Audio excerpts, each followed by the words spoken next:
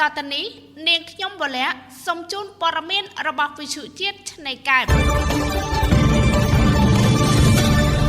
សូមជូនមេត្តាព័ត៌មានកម្ពុជានៅបន្តមានភ្លៀងធ្លាក់ជាមួយផ្គររន្ទះនិងខ្យល់កន្ត្រាក់គណៈកម្ដៅក៏កាន់ឡើងផងដែររដ្ឋមន្ត្រីហិរញ្ញវត្ថុកូរ៉េខាងត្បូងលាលែងពីតំណែងគណៈសភាកំពុងបោះឆ្នោតទម្លាក់លោកសូមជូនព័ត៌មានពិស្ដាបើតាមការរ៉ាស្រង់ចេញពីគេហទំព័រផ្លូវការរបស់កម្ពុជាថ្មីបានឲ្យដឹងថាចាប់ពីថ្ងៃទី2ដល់ថ្ងៃទី4ខែឧសភាឆ្នាំ2025នៅតាមតំបន់មួយចំនួននៅក្នុងព្រះរាជាណាចក្រកម្ពុជានៅបន្តមានភ្លៀងធ្លាក់ជាមួយផ្គររន្ទះនិងខ្យល់កន្ត្រាក់ចាប់ពី20ទៅ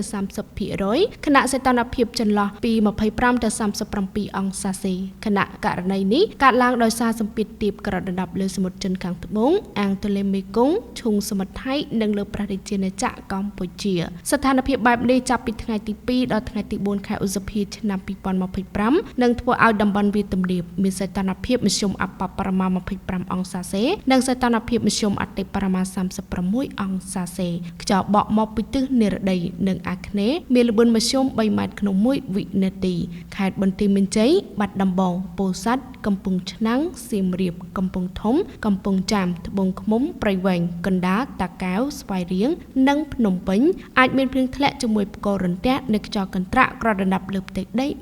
20% តំបន់ខ្ពង់រាបមានសីតុណ្ហភាពមធ្យមអបបរមា25អង្សាសេនិងសីតុណ្ហភាពមធ្យមអតិបរមា37អង្សាសេខ្យល់បក់មកពីទិសនិរតីនិងអាគ្នេយ៍មានល្បឿនមធ្យម5ម៉ែត្រក្នុង1វិនាទីខេត្តកំពង់ស្ពឺប៉ៃលិនឧត្តរមានជ័យព្រះវិហារក្រចេះស្ទឹងត្រែងមណ្ឌលគិរីជួរភ្នំដងរែកនិងតំបន់ជួរភ្នំក្រវាញអាចមានភ្លៀងធ្លាក់ជាមួយផ្គររន្ទះនិងខ្យល់កន្ត្រាក់ក្រដណ្ដប់លើផ្ទៃដី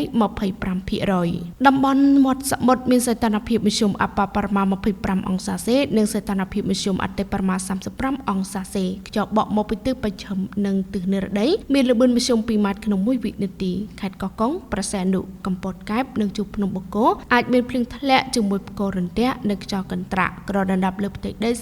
30% រលកសមុទ្រមានកម្ពស់មធ្យមអបបរមា 0.50 ម៉ែត្រនិងកម្ពស់មធ្យមអតិបរមា 0.75 ម៉ែត្រ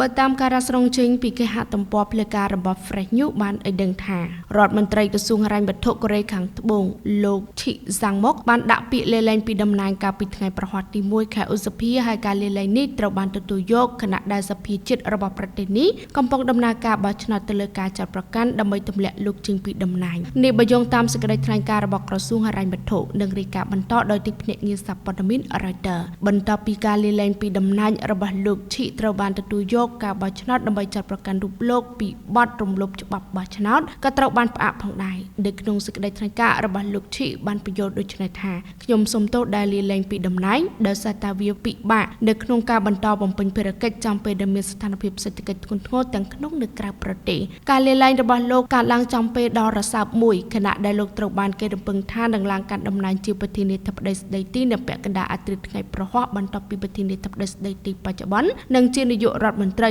លោកហាន់ដុកស៊ូងក្រុងលាលែងពីតំណែងដែលគេជឿថាដើម្បីត្រៀមឈរឈ្មោះជាប្រធានាធិបតីនៅក្នុងការបោះឆ្នោតខែក្រោយដោយសារតែការលាលែងរបស់លោកឈីពេលនេះទូនាទីជាប្រធានាធិបតីស្ដីទីអាចនឹងត្រូវធ្លាក់ទៅលើរដ្ឋមន្ត្រីក្រសួងអប់រំលោកលីជូហូដែលនឹងទទួលខុសត្រូវនៅក្នុងការគ្រប់គ្រងដំណើរការបោះឆ្នោតប្រធានាធិបតីដែលក្រុងធ្វើនៅថ្ងៃទី3ខែមិថុនាខាងមុខនេះគួរបញ្ជាក់ថាការលាលែងនេះបានបន្ថែមភាពមិនច្បាស់លាស់ផ្នែកនយោបាយនៅក្នុងប្រទេសកូរ៉េខាងត្បូងបន្ទាប់ពីអតីតប្រធានាធិបតីយុនសុកយុលបានប្រកាសច្បាប់អញ្ញាសឹកកាលពីខែធ្នូឆ្នាំមុនការផ្លាស់ប្ដូរតំណែងកម្ពុជានិងភាពចលាចលផ្នែកនយោបាយនេះកំពុងកើតមានចំពេលដែលកូរ៉េខាងត្បូងត្រៀមរៀបចំការបោះឆ្នោតប្រធានាធិបតីថ្មីនៅខែក្រោយ